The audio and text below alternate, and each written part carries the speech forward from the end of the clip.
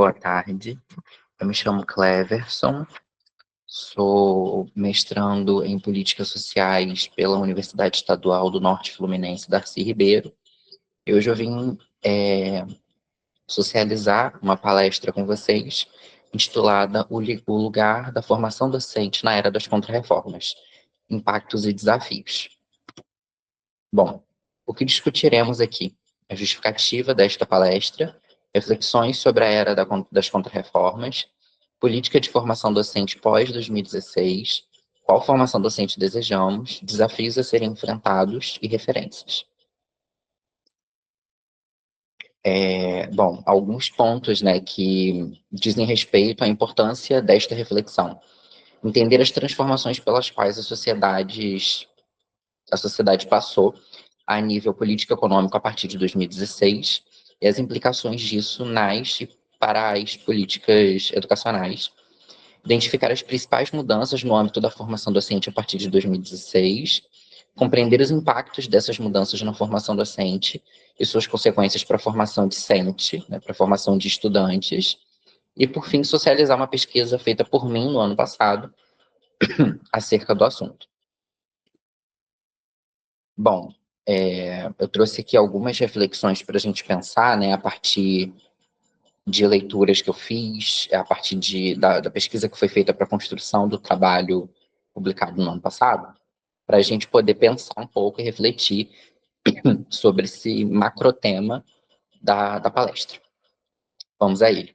De acordo com o site Filho Moraes, o final do século XX marcou uma grande virada no Brasil com a reabertura democrática, a Constituição de 88 e a implementação do projeto neoliberal na década de 90. Segundo esses mesmos autores, e Vanderer Mello e Alfaro, as influências do neoliberalismo têm sido sentidas em diversas políticas públicas brasileiras, e inclusive fez parte do próprio processo de reestruturação do Estado brasileiro, levado a cabo nos governos Fernando Henrique Cardoso, principalmente. Nesse caminho, Dardot e Laval apontam que as principais características do neoliberalismo giram em torno de alguns pressupostos, tais como empresariamento de si mesmo, competitividade, resiliência, flexibilidade, livre mercado, privatizações, entre e tantos outros. As privatizações, elas não são específicas do neoliberalismo, elas acontecem no capitalismo como um todo, né, no capitalismo no geral, mas elas se intensificam a partir do neoliberalismo. Conforme apontam Dardot e Laval, o neoliberalismo não é somente uma ideologia ou um tipo de política econômica, trata-se de um sistema normativo que ampliou sua influência ao mundo inteiro, estendendo a lógica do capital a todas as relações sociais e a todas as esferas da vida. Essa nova forma de existir do capitalismo se desenvolve em um contexto de tensionamentos, devido à crise do petróleo da década de 1970, como aponta Harvey. Em decorrência das sucessivas crises geradas pelo efeito dominó da crise do petróleo, houve a necessidade de se repensar as formas de agir dos estados que recorreram ao projeto neoliberal para mitigar seus efeitos. Então, o neoliberalismo, ele basicamente nasce dessa tentativa dos estados de mitigar os efeitos das crises geradas pela crise do petróleo de 1970.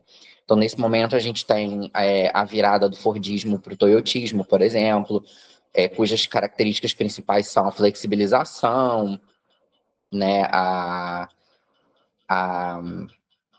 produção sob demanda, que antes o que se tinha era a superprodução, né, estocagem, o que gerou uma série de problemas para os estados, em especial a partir da crise de 1970. Então, para evitar esse tipo de problema, a proposição foi a de se produzir sob demanda. Então, a produção sob demanda, ela começa já no modelo toyotista, que é um dos produtos dessa virada neoliberal, como Dardot e Laval chamam. Os primeiros a aderirem ao neoliberalismo foram os governos Reagan, nos Estados Unidos, e Thatcher, na Inglaterra. Posteriormente, esse modelo tomou conta do mundo. espalhando-se até mesmo pelos países capitalistas periféricos, como o Brasil. Recentemente, com o golpe parlamentar de 2016 contra a ex-presidenta Dilma Rousseff, como chama, né, e aponta o professor Ricardo Antunes, o Brasil passou por uma nova reestruturação de políticas, comumente chamadas de contra-reformas, em especial na educação, alinhadas à lógica do mercado.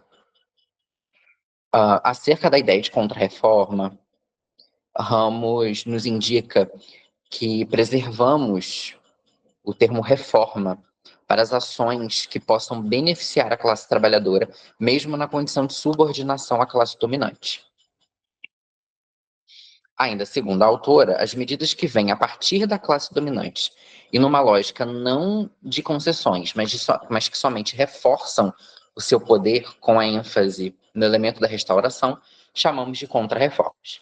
Esse movimento apontado por Ramos possui uma clara aproximação ao mesmo conceito proposto inicialmente por Gramsci em um de seus cadernos do cárcere.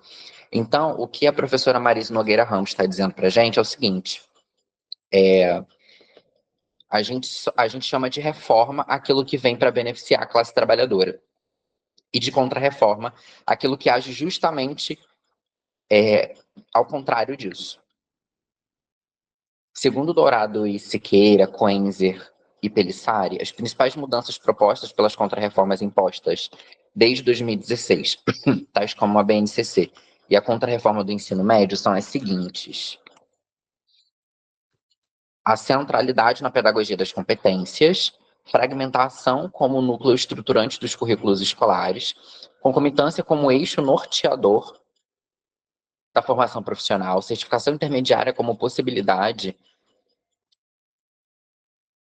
de profissionalização, redução de carga horária da formação geral, de 2.400 horas para 1.800, composição curricular por áreas do conhecimento, em detrimento das tradicionais disciplinas científicas, extremamente importantes para a formação humana integral dos sujeitos, inserção dos itinerários formativos como parte substancial dos currículos do ensino médio, inserção do notório saber como possibilidade de contratação de docentes, aí está entre aspas, porque essas pessoas, por vezes, nem docentes são, dentre várias outras. Então, esse é um panorama geral, né, dessas principais características adotadas nas contrarreformas, né? Há muitas outras, obviamente, essas são apenas algumas que acabam refletindo nas políticas de formação docente, como veremos mais adiante. A partir de setembro aí aqui a gente fecha, né, a primeira parte, que é a era das contrarreformas, contexto e breves reflexões. Agora a gente vai para as políticas para a formação docente no pós-2016. A partir de setembro de 2016, as políticas educacionais brasileiras e outras tantas passaram por intensas modificações. No âmbito da educação, essas mudanças foram induzidas pela contrarreforma do ensino médio, inicialmente imposta por meio da medida provisória número 746 de 2016, posteriormente transformada na Lei 13.415 de 2017, hoje Lei 14.945 de 2024, a partir de algumas alterações pontuais feitas pelo governo federal, tais como a retomada das 2.400 horas para formação geral básica, só que com exceções. Aqui não cabe me demorar muito falando sobre esses pontos, né? Mas as alterações feitas na Lei 14.945, elas, em sua maioria, vêm para ratificar, para reforçar aquilo que já estava previsto na Lei 13.415. As alterações positivas feitas a partir da nova lei, elas são muito pontuais e, inclusive, podem apresentar contradições, a depender da forma como esses currículos vão ser construídos a partir já de 2025. Nesse ínterim, a construção da BNCC do ensino médio foi postergada graças à contrarreforma, já que precisava estar em acordo com ela. Em especial, né, quando a gente fala da BNCC do ensino médio, não se tinha ainda nem as novas diretrizes para o ensino médio, nem a contrarreforma do ensino médio aprovada. Então, houve essa necessidade de postergar a BNCC do ensino médio, a fim de que ela pudesse contemplar os apontamentos tanto das novas diretrizes como da Contra-Reforma. A versão final da BNCC é publicada em 2018, bem como as novas diretrizes curriculares nacionais para o ensino médio. No que diz respeito à formação docente, as principais alterações começaram já em 2019 por meio da resolução número 2 de 2019 do Conselho Pleno do Conselho Nacional de Educação. Segundo Cruz e Almeida, a resolução é um retrato das políticas implementadas no lastro do golpe de 2016 e, na verdade, se traduz no seguinte tripé: privatização da escola através de livros, manuais e formação, controle, avaliação interna e externa, e padronização. Padronização formativa dos currículos. O que interessa, então, é uma formação docente cada vez mais aligerada, esvaziada e instrumental, pois se objetiva uma formação da classe que vive do trabalho aos interesses do capital. Então, aqui, os autores estão fazendo essa crítica à resolução, no sentido de que essa resolução ela integra algumas das principais alterações feitas a partir das contrarreformas, alterações essas que são extremamente problemáticas para a formação dos sujeitos escolares, e aqui, falando especificamente de estudantes, bem como também da formação docente, ou seja, da formação desses e dessas profissionais que vão atuar diretamente com esses sujeitos escolares. Ou seja, a adoção desses principais pressupostos das contrarreformas também nas políticas de formação docente acabam por esvaziar essa formação, e vir na contramão daquilo que vinha sendo, e vem na contramão daquilo que a gente estava tentando construir há décadas no país, no que diz respeito à formação de educadores e educadoras. O contexto de formulação dessa resolução remonta ao desgoverno Bolsonaro. Em decorrência da publicação da versão final da BNCC no ano de 2018, surgiu a oportunidade perfeita para que os desgovernos, tanto de Temer quanto de Bolsonaro, pudessem alterar igualmente as diretrizes para a formação docente. É nesse caldo de espetáculos contra-reformistas, usando os termos da professora Ana Paula Corte, que nasce a BNC Formação, que é a Base Nacional Comum de Formação Docente, que é justamente a resolução CNCP número 2 de 2019. De acordo com Gadelha, Nogueira e Moraes, essa resolução, de 20 de dezembro de 2019, define as diretrizes curriculares nacionais para a formação inicial de professores para a educação básica e institui a BNC Formação. Nas palavras dos autores, de modo geral, ela apresenta uma ruptura severa com os avanços empreendidos pelas diretrizes anteriores, sobretudo no tocante à valorização da profissão docente, pois em seu lugar emerge uma profunda responsabilização e individualização dos professores pelo processo de ensino e aprendizagem, justamente a adoção de características do neoliberalismo no campo das políticas de formação docente, já que o neoliberalismo ele é responsável também por essa atribuição de responsabilização e individualização de professores e professoras pelo processo de ensino e aprendizagem. Então, tudo aquilo que ocorre de ruim, especialmente de ruim, que é culpa de todo um sistema falho, de falta de investimento, é diretamente relacionado à culpa, essa culpa é direcionada aos professores e às professoras, que é claramente a adoção da lógica neoliberal nas políticas para a formação docente. De acordo com Cruz e Almeida, Leal, Borges e Ribeiro e Nomberg, em consonância com os apontamentos de Gadelha, Nogueira e Moraes, é possível observar alguns movimentos que concorrem para esvaziar, aligerar e fragmentar ainda mais a formação docente, tais como sua estruturação a partir da pedagogia das competências, que, por sua vez, descaracteriza a formação baseada nos conhecimentos técnico-científico-pedagógicos essenciais para qualquer sujeito que pretenda ser professor ou professora, redução de carga horária do núcleo de componentes curriculares pedagógicos, diminuição do repertório teórico-prático de formação docente, entre outros. E aqui a gente vê alguns desses pontos que foram sistematizados por mim nessa tabela, a fim de que ficasse mais fácil para a gente analisar. Então, por exemplo, a ideia de que a formação docente pressupõe desenvolvimento pelo licenciando das competências gerais previstas na BNCC, a adoção dos princípios das competências, né, da ideologia da competência,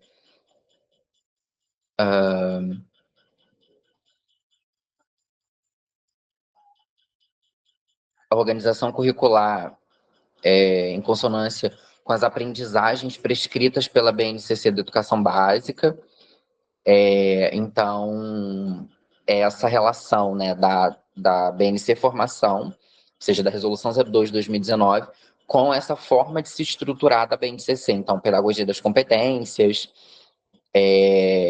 uma formação baseada nessas competências profissionais e não em saberes, né, saberes teórico, prático, metodológicos, que de fato, teórico, prático, metodológicos, técnicos, que são importantes para a formação desse sujeito docente.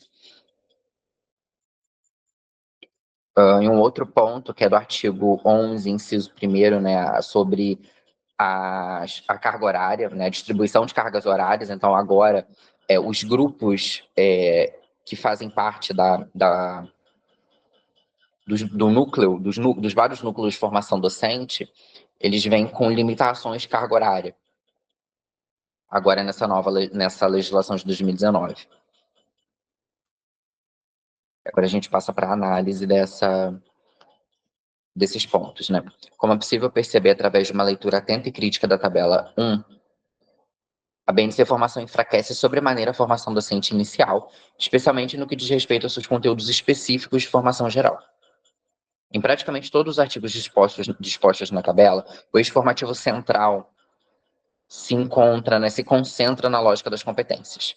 De acordo com Ramos, a pedagogia das competências apoia-se no pressuposto de que os saberes são construídos pela ação, ou seja, a competência caracteriza-se pela mobilização de saberes como recursos ou insumos por meio de esquemas mentais adaptáveis e flexíveis, tais como análise, sínteses, inferências, generalizações, analogias, entre outros.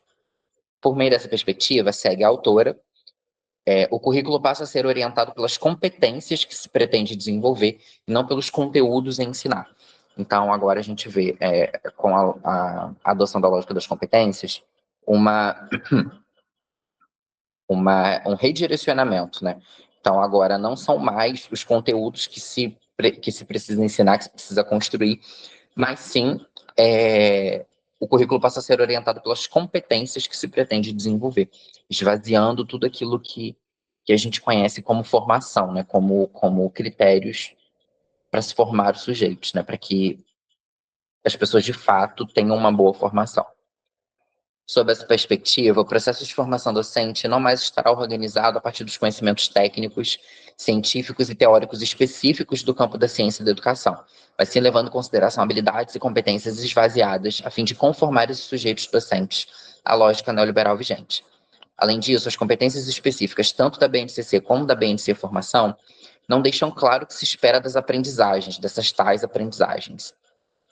E, por isso, ambas dificultam um norteamento para a elaboração de currículos por parte dos estados, municípios e instituições de ensino, conforme apontam Alves e Carvalho, sem contar os outros aspectos negativos abordados aqui. Conforme já havíamos visto anteriormente, a BNC Formação está quase totalmente articulada à BNCC. Isso fica ainda mais evidente nos artigos 1º e 2º, bem como nos artigos 11 e 12, da resolução, que vinculam a formação docente à lógica das competências previstas pela BNCC, retomando o empoeirado discurso que pairava nas políticas e legislações educacionais brasileiras desde a década de 1990, como aponta a professora Mônica Ribeiro da Silva. Ademais, o artigo 11 ainda define carga horária específica para cada grupo, como eu disse, né, comprometendo a adoção de mais componentes curriculares no núcleo pedagógico. Nesse caminho, outro ponto problemático da resolução é a adoção do termo ciências para a educação, em frontal oposição à ciência da educação. O primeiro termo faz referência a qualquer campo de saber que possa ou não ter relação direta com a educação, incluindo a administração, por exemplo, que tem causado prejuízos no campo de produção de conhecimentos educacionais e, consequentemente, na prática efetiva no chão das escolas, em especial no que concerne à gestão escolar/educacional. A esse respeito, Caetano afirma, a professora Maria Raquel Caetano afirma, que um dos principais mecanismos inaugurados com as contrarreformas que vêm sendo realizadas no Brasil há tempos é a nova gestão pública, isto é, a orientação em que o modelo gerencial possibilita que o Estado crie condições para o aumento dos investimentos privados na educação pública, o que também interfere na forma como as instituições escolares são geridas, né, e administradas. Segundo a professora Cássia Zenida Quenzer, a concepção de ciências para a educação reforça a dimensão pragmático-utilitarista já apontada anteriormente, complementada pelas três dimensões fundamentais da formação docente, indicadas no texto da resolução e na BNC Formação, desdobradas em suas respectivas competências, todas voltadas para o saber fazer, conhecimento profissional, prática profissional e engajamento profissional. A partir dessa concepção, a proposta curricular não contempla as categorias da ciência e da educação, senão os aspectos práticos da formação. Em relação ao campo da ciência e da educação, segundo o termo apresentado acima, no slide anterior, e sua importância para a formação docente, é importante fazer alguns apontamentos. De início, cabe destacar as áreas que fazem parte desse campo, a saber, trabalho da educação, psicologia da educação, fundamentos da educação, que contempla sociologia, filosofia, antropologia, estética, voltados para a educação,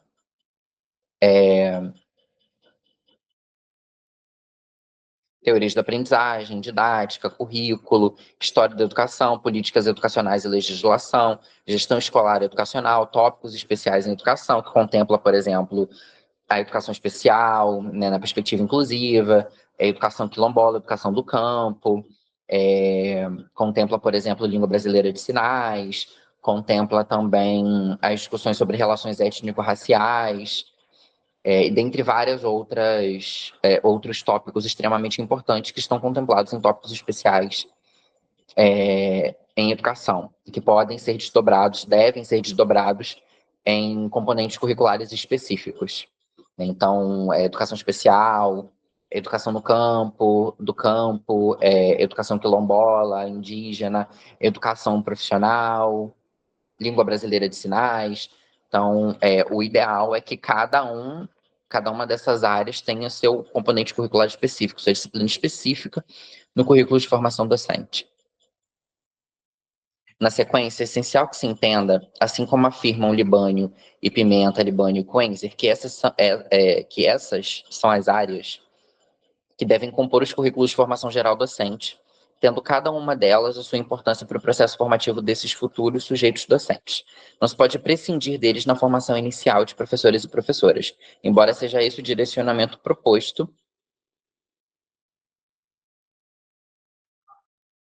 na BNC Formação, pois, caso contrário, serão formadas e formados profissionais sem qualquer conhecimento pedagógico para exercer a função de docente. Para finalizar essa parte, nas palavras de Quenzer, a ciência da educação, ao contrário, propõe que os processos formativos dos professores tenham como fundamento a concepção de conhecimento como recriação, ou seja, como reprodução no pensamento através da atividade humana, da realidade, dos processos, dos fenômenos em decorrência do que adquirem significado.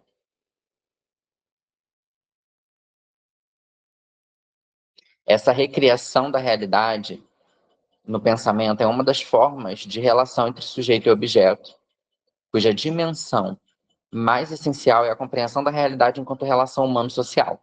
Ou seja, é conhecer os objetos que se integram na relação entre o ser humano, a natureza e os outros seres humanos, relação que se estabelece mediante a atividade humana. Agora, a formação docente pela qual disputamos. É imprescindível que a formação docente se dê a partir da contemplação curricular da ciência da educação, considerando todas as suas áreas e sub-áreas e a importância de cada uma para o processo formativo docente. A educação, bem como tantos outros campos de saber, É uma ciência com seu próprio campo epistemológico, com suas próprias teorias e com suas formas específicas de lidar com a relação teoria e prática na formação de sujeitos docentes ou de outros e outras profissionais da educação. Isso, por sua vez, deve impreterivelmente ser respeitado pelas legislações brasileiras, em especial aquelas que versam de forma direta e específica sobre a formação desses e dessas profissionais. Então, acerca das dimensões que devem compor a formação docente, Poenzer afirma o seguinte, né, que temos algumas dimensões. Dimensão contextual, ou seja, as relações entre trabalho e educação. Dimensão ética e estética, a finalidade da educação. Emancipação humana na perspectiva da inclusão social. A dimensão epistemológica, como as pessoas aprendem. Dimensão pedagógica com base na ciência da educação, ou seja, o processo educativo em geral. Dimensão interdisciplinar, a ciência da educação e as interfaces com as demais ciências. Dimensão metodológica, saber escolar. Dimensão prática, articulação entre teoria e prática na perspectiva da transformação social. Para a professora Cássia Zeneida Coenzer, essas são algumas das dimensões que devem compor a formação docente inicial. E aqui é uma contribuição minha, né, no sentido da concepção de formação docente pela qual eu disputo, retirado do livro Pedagogia Histórico-Crítica do professor Demerval Saviano. O que não é garantido pela natureza tem que ser produzido historicamente pelos homens, e aí se incluem os próprios homens. Podemos, pois, dizer que a natureza humana não é dada ao homem, mas é por ele produzida sobre a base da natureza biofísica. Consequentemente, o trabalho educativo é o ato de produzir direta e intencionalmente em cada indivíduo singular a humanidade que é produzida histórica e coletivamente pelo conjunto dos homens.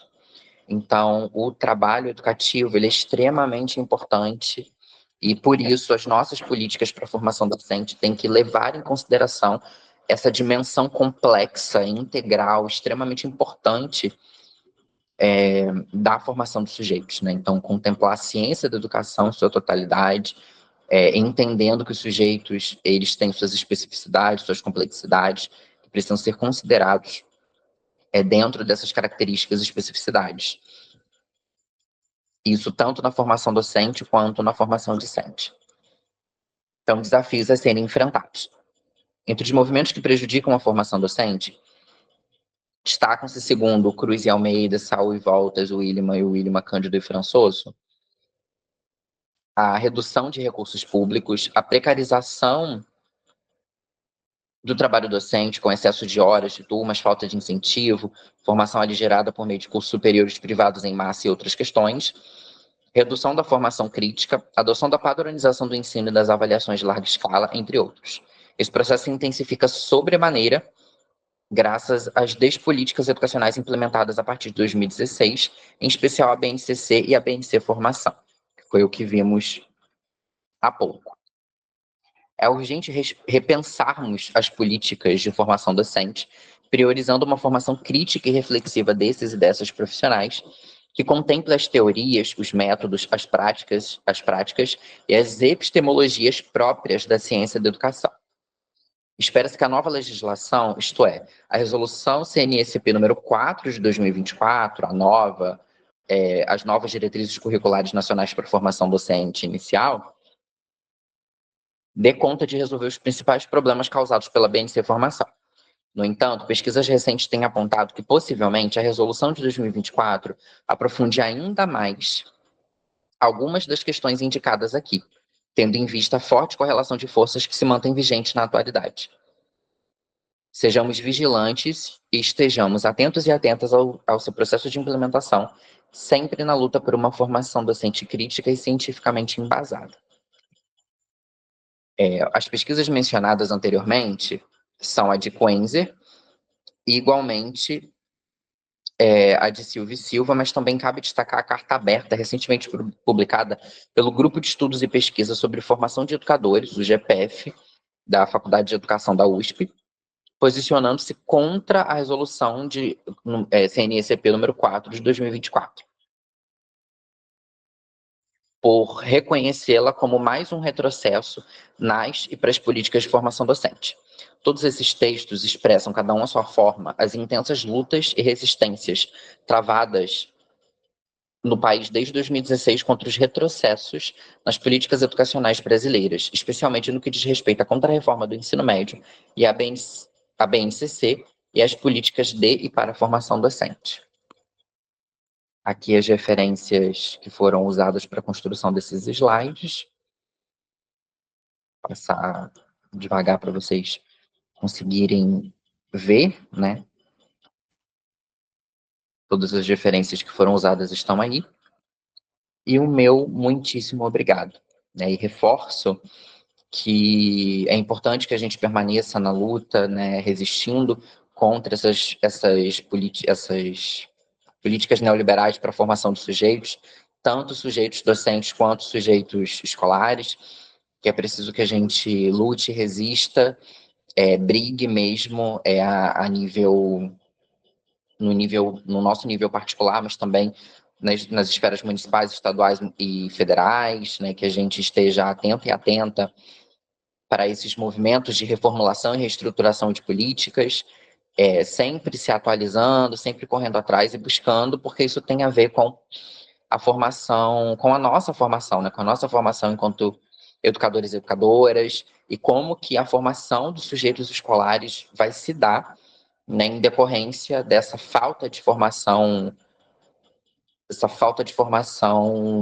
docente, né, dessa formação esvaziada, aligerada, essa conformação neoliberal, que é aquilo que tem tentado fazer as legislações desde o golpe parlamentar de 2016. Então é importante que a gente esteja atento e atenta a esses movimentos para evitar com que esses problemas voltem a acontecer, né? E lutar aí pela revogação ou alteração da Resolução 04 de 2024, né? Se de fato, durante o processo de implementação, ela se mostrar tão problemática quanto alguns autores e algumas autoras têm demonstrado que ela potencialmente pode ser, vai ser necessário, sim, que ela seja revogada e que uma nova seja construída no seu lugar, contemplando as pesquisas no campo da ciência da educação, no amplo e vasto campo da ciência da educação, a fim de que a gente tenha uma legislação para a formação docente que, de fato, forme bons e boas profissionais. Isso é tudo, né? Até a próxima.